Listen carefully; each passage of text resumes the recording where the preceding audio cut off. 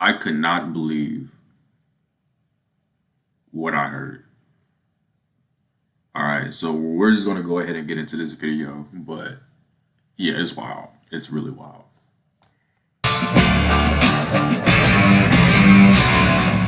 Brian Kilmeade apologized over the weekend for comments that he made during a segment on the death of Irina Zarutska last week. Fox co-host Ainsley Earhardt was discussing how someone who's been arrested 14 times, well, they should be put in prison, and Lawrence Jones added that if such people refuse services, they should be locked up in jail. Then Kilmeade weighed in. Billions of dollars to mental health and the homeless population. A lot of them don't want to take the programs. A lot of them don't want to get the help that is necessary. You can't give them a choice. Either you take the resources that we're going to give you, or you decide that you're going to be locked up in jail. That's the way it has to be now. Or involuntary lethal injection or something. Just kill them. That comment sparked backlash. Yeah, obviously, backlash, right? Yeah, I don't know. So I don't agree with it. I think we all understand, like there is a homeless problem. And I think that a lot of people understand that a lot of homeless people don't want help, and I think that we've talked about that enough. You can go out and you can see, like, I'm not saying all homeless people, but there are people who are homeless that makes money being homeless. Like people make money being homeless. A lot of people that are homeless because they don't want to get the help, or they would rather be on drugs, or they do go get help. They can't, they can't work with the system, and then they come back and then they get back on the streets, right? So I mean, I understand that part, but I think for Brian Kilmeade to say lethal injection, kill them all, or kill them, like what? And at first, like a part of me wanted to be like, all right, like he's not talking about, all of them, right? He's not talking about them, like every homeless person, maybe he's just talking about, the killer, like the homeless people who kill. But to be honest, the way he said that, it sounds like the way that he said that, I bet he said that before. He said that before around some people, and I guarantee you there wasn't a negative response to when he said that. Because the way that he just said that now, it was an open conversation. We all know at this point he's talking, the other host is talking about all homeless people, right? He's saying like, hey, this is what we need to do, like the homeless people, like this is what we need to do for them. They either need to do this or they need to do this, right? He's speaking about them as a whole, right? Which is why I can't 40% of me was like, okay, maybe he's talking about him. But the longer I thought about this, I saw this video last night and I wanted to wait, right? And the longer I thought about this, I was like, okay, I'm for sure I know how he meant that, And to be completely honest, like, I'm not the type to cancel people. Yeah, you have freedom of speech, but you got to have the same sentiment. You got to have the same energy on both sides, right? When you're a TV host, right? When you have a job where you represent an organization, like I've said before, right? When you have a job where you represent an organization, there are just things you can't do and can't say, right? Because you end up being a reflection of what? The organization.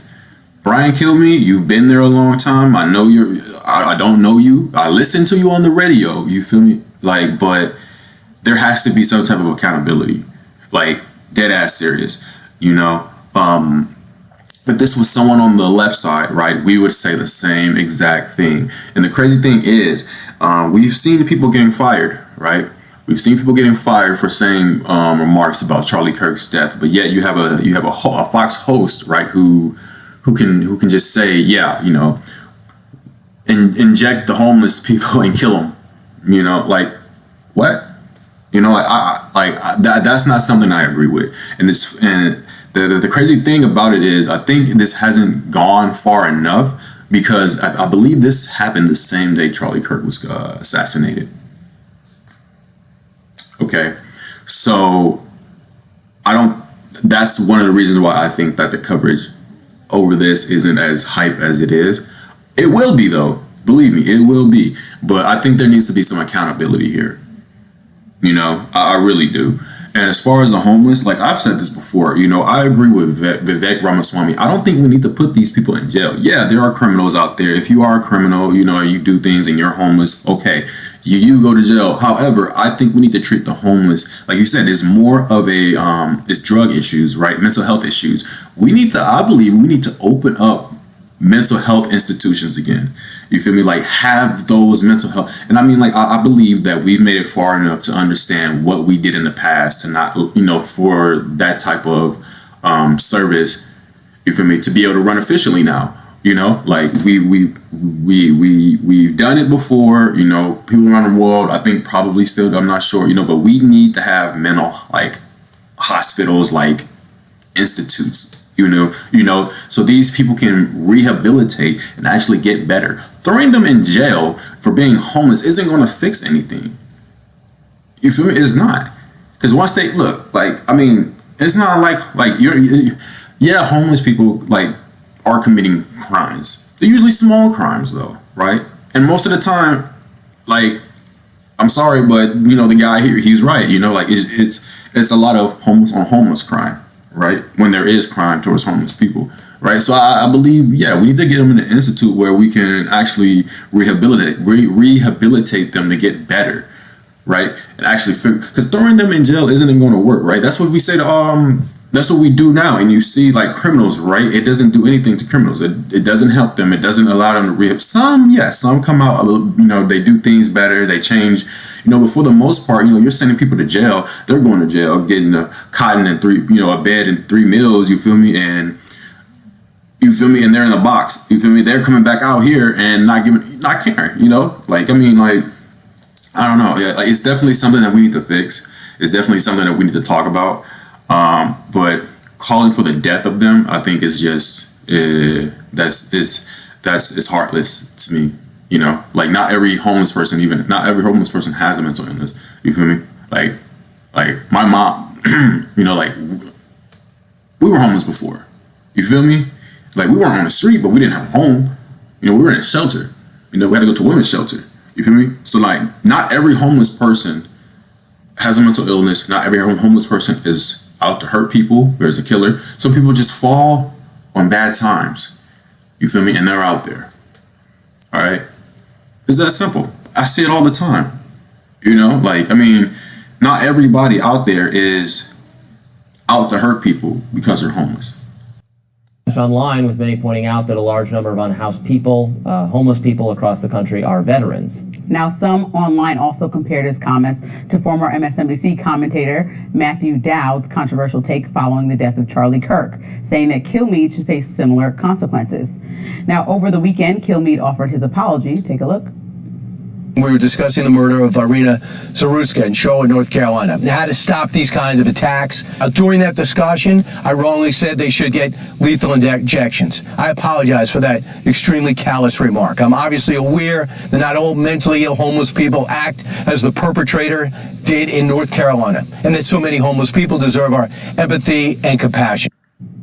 But that apology seemed to fall flat with some. Former Surgeon General during Trump's first term, Dr. Jerome Adams, took to X saying, quote, "I appreciate the apology, but Brian Kilmeade's apology falls short. A fair and balanced network can't tolerate a seasoned reporter casually suggesting we execute the mentally ill and homeless. Suspension is the bare minimum. Accountability matters, or it doesn't." Exactly.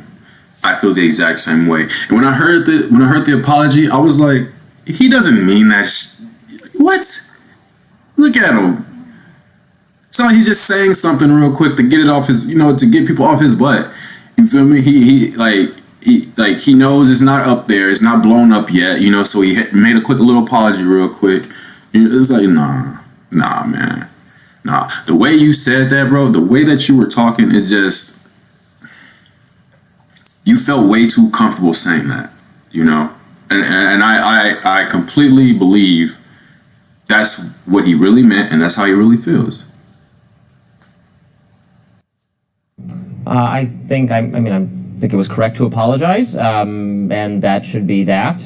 He's someone who has opinions. I think he was trying to suggest that that a mentally ill homeless person who committed a crime as serious as this person who stabbed this woman, Irina Zarutska, on the train and caused her to bleed to death in seconds or minutes, that person deserves to die. If he gave people the impression he thinks the homeless people should just be rounded up and killed, that's obviously incorrect. That's the impression he gave, though. The other host was saying, hey, this is what we're already doing for homeless people, right? He didn't say this guy on the train. Yeah, y'all started talking about him, but then you started talking about homelessness as a whole, right? And that's where it messes up, right? That's where it messes up, right? Because you are talking about homeless people as a whole now. You're talking about things that you can do for these homeless people, right? So that they're not all on the streets, right? So you don't have a chance of someone getting hurt, I guess, by a homeless person, right? But y'all transition from talking about him to talking about what to do with homeless people as a whole in the streets, right? How money isn't working with homeless people, how having money or giving out homes, or like helping homeless people, it isn't working as well because most of them have mental illnesses or drug addictions, right? That's what you're talking about, right? That's the ball that you guys moved towards when you started talking about that, right? You moved away from him. Yeah, it's still on the subject of homeless people because the killer was homeless, right? But y'all moved from there to what we need to do with homelessness, right? And homeless people in the communities, right? That's what it is. So I don't think that, there was a chance. At first, I was like, okay, no. There's context and there's the way that they're speaking. Like, we all know, like, at this point, what they're talking about, and they're talking about homelessness in general as a whole, right? They're not talking specifically about the killer anymore. Okay, so yes, his comments was directed toward homeless people as a whole, not just the guy who killed the woman on the train. They should get treatment. The question is how you get people who want to refuse treatment the help they actually need. And I agree with what Lawrence Jones was saying, is that we're going to have to consider more, I've said this before, coercive methods, but not killing them for noncompliance. Yeah, I think you're being really lenient with your perspective on what he was saying. They were having an open conversation about dealing with the crisis, and his co-host just kind of sat there as he said, let's lethally inject people, and then reiterated after he was done, like, kill them. And I think that just shows the lack of empathy, I think, as a country that we have for the homeless population, as we talk about even things like what's happening in DC. Let's get them out of here, like, just out of sight, out of mind. But a lot of these people are not killers. In fact, studies, like one published in the National Library of Medicine that I read yesterday, shows that homeless people are generally more times the victim of violent crimes than they are the perpetrators. Like, if the whole population They're victims of other homeless people. They are the victims of violent crime. So I didn't get into the violent crime of the homeless people. No, I don't think each other. I'm saying the percentage-wise, based on the whole population and based on homeless people, are the victims of violent crime. And so the point for me is that they are often the ones that are the victims as well, and also not all needing specific remedies that we have put forth. Some of them actually just need housing. Some of them actually just need to figure that solution out. Like, we can't start with the one solution that's like give them medicine, but not talk about the overall structural change that gets people into homelessness. And that starts with a lot of unaffordability and some policy.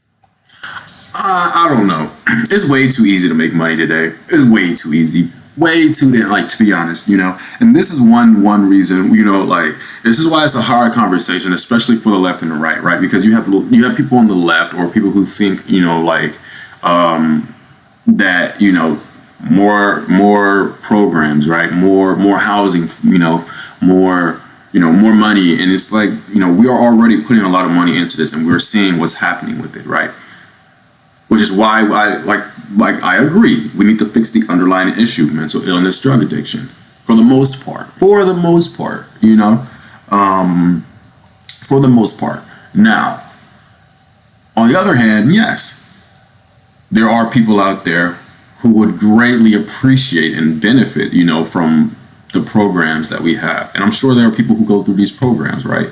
But people got to understand, like when we have these programs to help people, right? It isn't a long-term thing, right? It's not a long-term thing. These programs are meant to help people get up off their feet, right, and put them in a position or a situation to where they can move forward after we help them, right?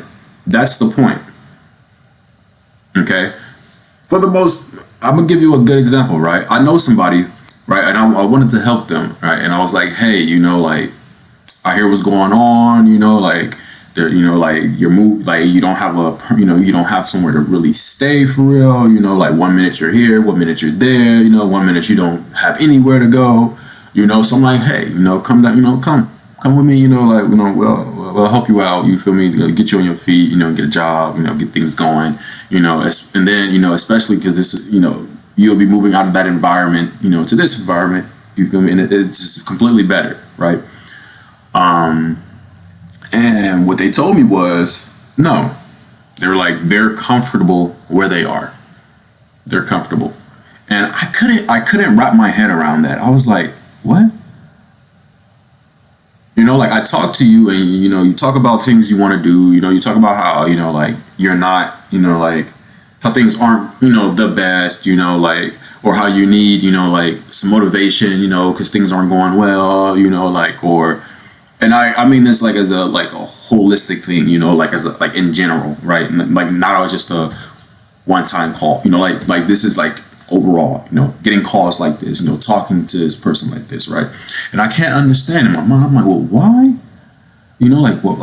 Why wouldn't you want help? And it's like I'm not like some stranger, I knew this person, for like since childhood, like you feel me, like we're tight, and I'm wondering, like I'm offering, this person, like a handout, help, and like he seems like he would like, but he finally told me, it was like, hey, I'm comfortable where I am, like I'm good where I am, like I'm comfortable here. I don't want to leave it, and it broke me because I was like, how, like I don't understand, like I'm trying, my best to try to help this person, and we've been talking about it, you've been coming to me, telling me all this stuff that's going on. I'm hearing things that's going on, like your parents telling me what's going on, and it's like you're comfortable, what am I supposed to do? I can't force you, right? And I feel like that's it's the same thing, like on the streets, like there are people there who just are comfortable, right? People there who are getting a check, you have veterans there who are probably drug addicted, like there are some veterans out there who have seen some things, they fought for our country, and they may not have had the correct resources, to be able to get out and, like apply for certain benefits that they were supposed to receive, right? But then you also have soldiers or veterans, who get kicked out the army. You have people who are veterans who go to basic training, right, and get met boarded through basic and still be considered a veteran, right? So like there are a lot of things, and I kind of don't like when people throw out the veterans word out there, like, oh, like most of our homeless are vets. Yeah, there some of them are vets, right? Some of them are true veterans, right? I don't consider myself a true veteran, right? I consider myself a veteran. People say, hey, thank you for your service. Yeah, I did my time, I did it, whatever, I never deployed, I never had to go. I trained a lot. Now I did train a lot. I was in Europe, we went to different countries, we trained there, show force type stuff, Yeah, we've done that. I've trained with other armies, I've done that, but I've never actually, deployed somewhere and defended our country. Well, I guess that would be, us going there, showing forces, we're out there, whatever, but like, I don't see myself as someone who actually, fought to keep us where we are today, and yes, there are a lot of soldiers out there who have done that, who have shed blood, lost friends, spiraled out of control, and those are the ones, yeah, we need to take care of and we need to help them, okay? But people need to understand, though, there are other veterans out there, right, that are not true, like, they're not what you think. You feel me? They're not. And you can ask some people. There are veterans. There are people out there who are making it harder for other veterans. You feel me? But that's a whole another story, right? Anyway, it's a problem we need to fix. It really is. And we need to figure out a way to fix it without constantly throwing out resources and programs and all this, right? Because for the most part, most of the people, they really do need to get evaluated. Okay? And once we fix those underlying issues, you feel me, then we can move forward to doing things to make them a better person. And, you know, not even a better person, but to put them in a better position as a person, as a human, as an American. That we have. I mean, there's a disconnect on how to get to the end game, but the conversation we're having is like kind of up here. And I used to think that because I grew up in suburbs of Detroit, and when you'd go into the city and I'd see homelessness, or it was poverty driven. When I moved here to Washington D.C., I realized that the poverty here, the homelessness here, is not poverty. Usually, it's mental illness or drug addiction. And so, just throwing homes at people, they do that in this city. You can easily get a home for a mentally ill homeless person, but they don't stay in the home because they need to be where their drugs are on the streets, and they wreck the home environment anyway. So you need to treat, in my view, most cases, not all cases, but in most cases, you need to treat the underlying drug addiction or mental illness first, or else giving them a home is not going to do any good. Yeah, and have people in place that are not thinking like Brian Kilmeade and thinking about real long-term solutions. Right, we can't just kill people, although in response to the kind of violence, I mean, we still have the death penalty in some places. You might very well be executed for the kind of behavior. Yeah, might be executed for the kind of behavior. You know, of course, if you kill someone, you know, there should be repercussions, right? There should be laws in place, you know, to prosecute that person accordingly, right? But again, bro, this dude, Brian Kilmeade, and bro, I am very upset, bro, because I really thought I liked this guy. I used to I listened to this guy, you know, like in the car, you know, when I'm driving, you feel me? But this is not okay. That wasn't okay. That comment wasn't okay. And if anybody out there is trying to justify what he said, F him, right? F him, because that's not okay. And it shouldn't be a freaking, it shouldn't be anything different happening to him that happened to everybody else who has said nasty remarks, you know, towards anybody on TV or at work or on social media. You feel me? Like no, he needs to be treated the same, right? That's my feeling. And I'm a conservative, right? But that's not something I don't like. You feel? I mean, that's something I just don't like. You feel me? And the way that he said it, you know, like how casually he said it, like everything, bro, like the way it just rolled off his tongue, you know, like nah. He got caught up. He was feeling too comfortable, and his true feelings came out. And now we see the type of person he is. He's not empathetic towards homeless people. You know, he probably drives around looking at them just thinking he's better. You know, like God won't put something in your life that'll cause you, you know, to have to deal with the same thing, right? I don't know. I just feel weird about it. Let me know what y'all think in the comments. All right. Make sure you love someone. Make sure you hug someone. Peace.